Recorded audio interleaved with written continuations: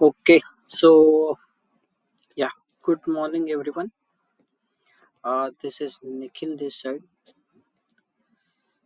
मैंने जस्ट अभी रिसेंटली मेरा यूट्यूब चैनल स्टार्ट किया हुआ है रिगार्डिंग द मार्केट अपडेट्स.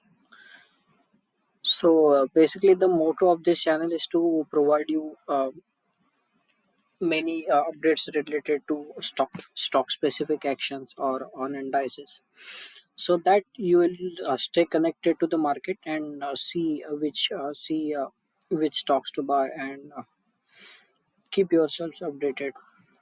किसे मार्केट में 500 स्टॉक देखना, उधर जाके क्या चल रहा है वो सीखना, it's impossible for a person. So to help you मैंने ये स्टार्ट किया है कि जितने जितने स्टॉक्स मैं फाइंड आउट करता हूँ, जितने चार्ट मुझे अच्छे लगते हैं, एटलीस्ट उसका तो एक्सपोजर सबको मिल जाए. So yeah, please support me on this new YouTube channel and let's start the video. I guess intro was too long. Sorry for that. Okay so firstly हम लोग देखते हैं Bank Nifty one day time frame पे. हम तो Nifty Bank Nifty का analysis तो daily करेंगे. Along with that I will see if I can provide you daily new stocks to trade और to invest in. Okay, so let's don't waste further more time. I guess 1 minute 30 seconds are already into this video. So bank Nifty last के दिसंबर से लेके अभी तक एक channel follow कर रहा था, डाउनवर्ड स्लोपिंग चैनल. ये डाउनवर्ड चैनल बैंक निफ्टी ने ब्रेक किया अपने अप्रैल में, 10 अप्रैल को ब्रेक किया. तब से मैंने या just a second, let me zoom it in. Okay, ये जो ब्रेकआउट हुआ ना, ये वाला, ये ब्रेकआउट पे ही मैंने ये रिट्रेसमेंट जब मिला तो मैंने अपना कॉल पोजीशन का ट्रेड लेके रखा था. And I booked it somewhere around this, क्योंकि मुझे डर था कि आगे जाके ये रिट्रेसमेंट वापस उल्टा रिट्रेस होने लग जाए तो मेरा प्रॉफिट्स निकल जाएगा, क्योंकि एक बल्ज पोजीशन था, I can say that. After that what happened is, just a second, या तब से what progress it has made is that ये कंसोलिडेशन अच्छा सा हमें चार्ट पे देखने मिला.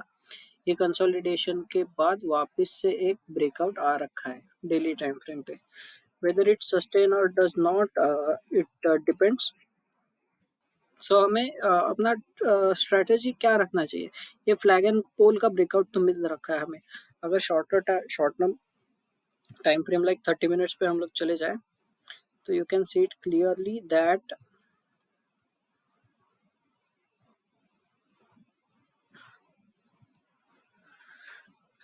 Okay, so you can see clearly that ये हमें एक फ्लैग एंड पोल का ब्रेकआउट मिल रखा है बैंक निफ्टी के चार्ट पे. एंड आइडियली बैंक निफ्टी अभी और ऊपर पुश होना चाहिए एज पर दैट. ये अपसाइड मोमेंट दिया, वापस से रिट्रेस हुआ है, वापस इधर जा रहा है. सो अपसाइड टारगेट हम बैंक निफ्टी पे के देखें तो जस्ट अ सेकेंड, मुझे लेवल्स पिक करने के लिए डेली टाइम फ्रेम ऑलवेज याद रखना दोस्त लोग कि हम लोग जब लेवल्स ट्रेस करते हैं ना, तो हमेशा बड़ा टाइम फ्रेम यूज करना चाहिए.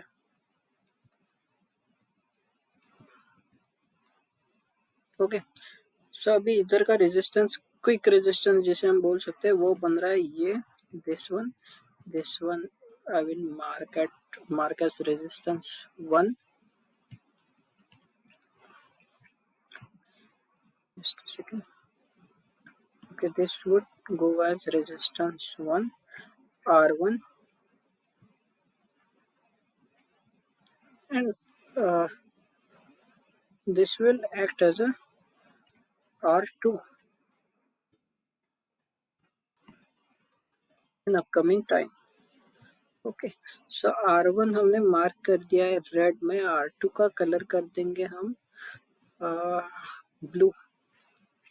Okay, so again 30 minutes time frame पे जाते हैं हम लोग और देखते हैं क्या चल रहा है क्या नहीं चल रहा है, शॉर्ट टर्म में क्या पॉसिबिलिटीज मिलते हैं हमको. बस निफ्टी बैंक निफ्टी पे ही मेजर टाइम हमें स्पेंड नहीं करना है. सो या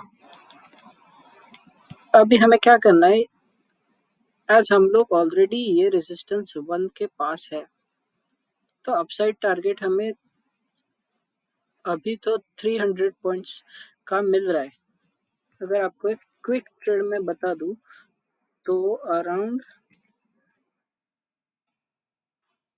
breaking of this resistance, this level which is 42,827, you can keep it 42,830. Okay, 42,830 और 42,820 और ये क्या है 4,300. ओके, सो ये हमें एक क्विक टारगेट मिल सकता है। ये कंसोलिडेशन फेज ऑलरेडी चल रहा है। अगर ये लास्ट टाइम का जो रेजिस्टेंस है, इधर हमें ब्रेकआउट मिल जाए तो ये क्विक रैली मिल जाएगी हमें 150 से 200 पॉइंट की बैंक निफ्टी में। एक क्या बोलते हैं उसे, स्नाइपर एंट्री। इधर से जाके ये कंसोलिडेट नहीं करता बैठेगा, सीधा 100-150 पॉइंट का रैली मिल जाएगा अपने को।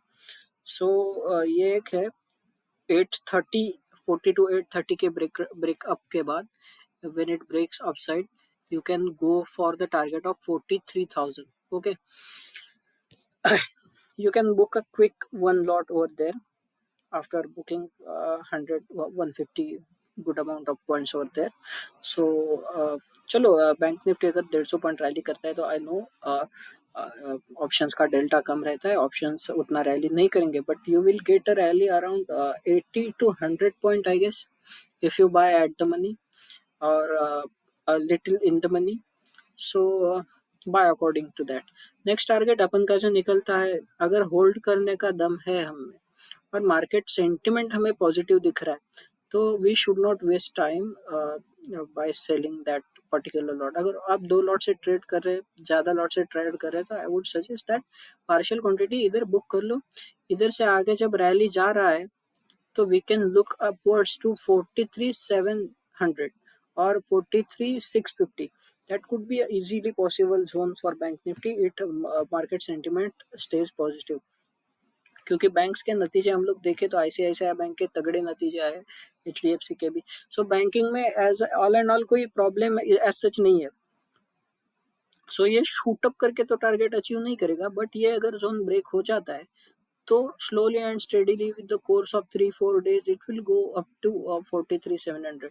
so ये एक बड़ा पोजीशन एक लॉट लेके होल्ड कर सकते हैं हम लोग, if you want to test your patience, this can be a good trade।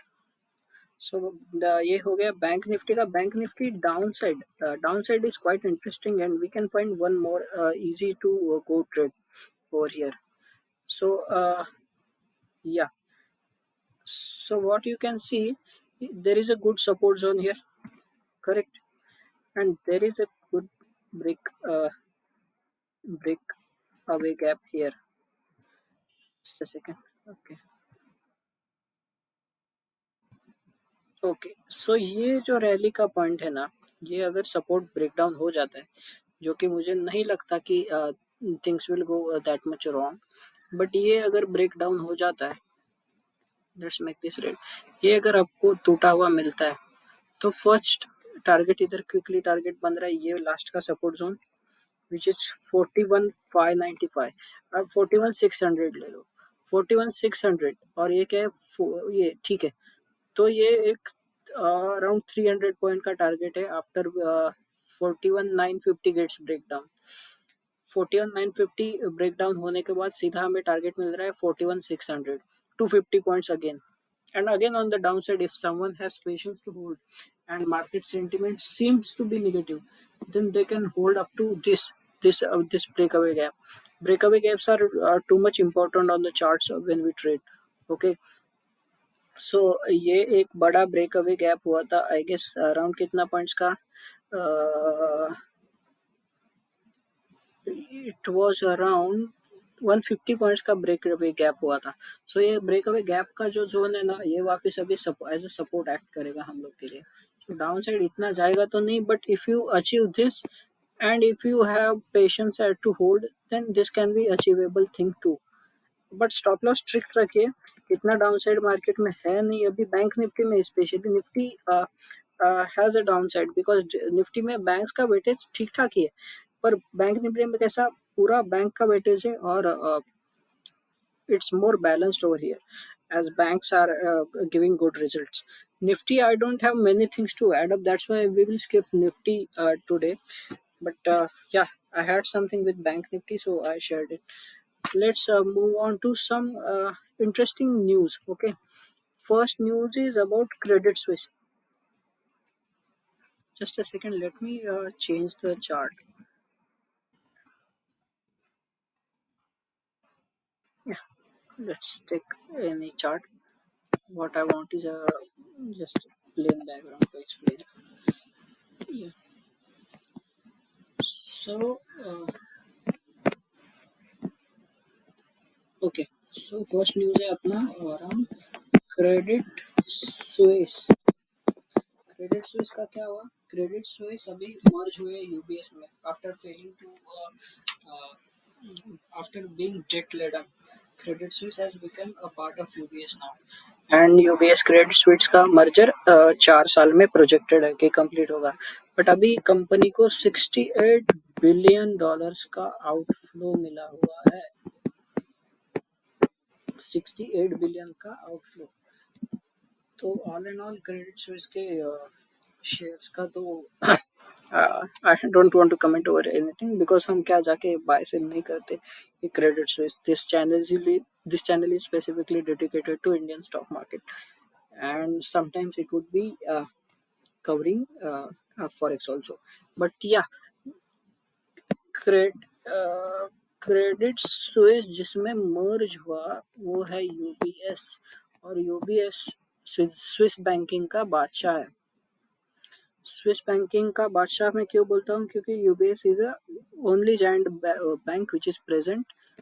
Okay, so UBS is the only giant bank which is present in Switzerland right now. I am talking about investment banks. So UBS ने report किया है 28 billion का in spite of this acquisition. 28 billion का inflow देखा है उसने deposit में. Credit Suisse बर्बाद होने का भी एक कंट्रीब्यूटिंग फैक्टर रहा है इसमें. नेक्स्ट थिंग इज अपने पीएम एडवाइजरी ने आज डिक्लेयर किया कि India is likely to move to the upper middle class till 2047. What we mean by upper middle class? So by upper middle class I mean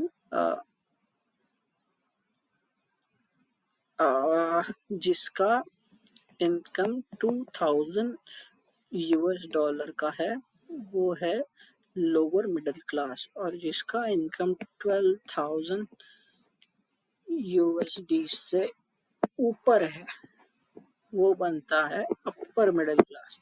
so India का growth outlook से हम लोग compare करें तो अगले कितने साल में 20 और अगले अराउंड 20 years में India is expecting to grow its per capita income by 6x. So यही theory we can use for indices. अगर निफ्टी को इधर से मल्टीप्लाई किया जाए 6 गुना, so you can imagine how far it will go. Okay, so third point I want to highlight is about ITC. ITC अपने peers को, FMCG peers को धोते हुए दिख रहा है क्योंकि other FMCG players are अगर कंसोलिडेटेड प्रॉफिट स्टेटमेंट और कंसोलिडेटेड बैलेंस शीट की बात की जाए तो अदर जो FMCG peers है वो are focused on FMCG goods only. ठीक है, तो उनका मार्जिन का मारामारी चल रहा है. They are getting low margins as B2B inflation is on the peak. तो this is the reason other FMCG players problem में है. बट अपना अगर आईटीसी का बात किया जाए तो आईटीसी का 80% जो बिजनेस है वो है cigarettes.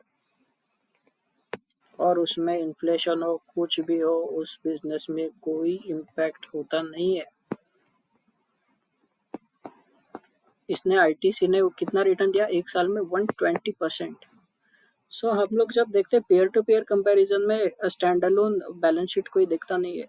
We go for consolidated balance sheets only. So अगर कंसोलिडेटेड बैलेंस शीट देखे कि दोनों धंधा एक क्या हुआ, सिगरेट्स और एफएमसीजी। तो आईटीसी के मार्जिन सबसे ज्यादा निकल के आ रहे हैं। I guess it's more than what I can say, more than 10% from normal players. So ITC इधर बाजी मार रहा है एफएमसीजी प्लेयर्स में। और ITC has become sixth largest company of India right now, with a market cap of 5.1 lakh crores. That's one another thing. And also Bajaj auto ने 8.45 rupees का एक डिविडेंड डिक्लेयर किया हुआ है। Now I want to talk or speak about some stocks which are on my radar right now. The first one would be Gujarat State Petronet, GSPL. Okay. So what's interesting about this chart is, let's look it on 1 day time frame. हमेशा अपना approach रखना है, वो रखना है कि हम लोग ऊपर से नीचे तक जाए, मतलब बड़े टाइम फ्रेम से छोटे टाइम फ्रेम तक। ये मेरा सबसे फेवरेट इंडिकेटर है, मूविंग एवरेज रिबन। एज मैं गेट थ्योरी पे हमेशा ट्रेड करता आ रहा हूँ। गुजरात स्टेट पेट्रोनेट, इसका ब्रेकआउट जोन मिल रहा है हमें 295 का, 333 का टारगेट क्लियर पिक्चर है। अगर हम वॉल्यूम लगा इसमें, तो you can see it clearly that the buying is happening with so much volume, and after the days of consolidation it has given a breakout.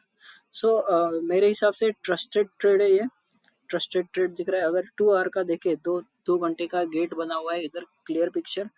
Resistance है 295 का, 295 ब्रेकआउट होते होते सीधे सीधे 332 के टारगेट के लिए भागेगा। और just like last analysis, last time भी कंसोलिडेशन हो चुका था, तो ये अभी भागेगा। अभी ये वापस कंसोलिडेशन नहीं होता इधर।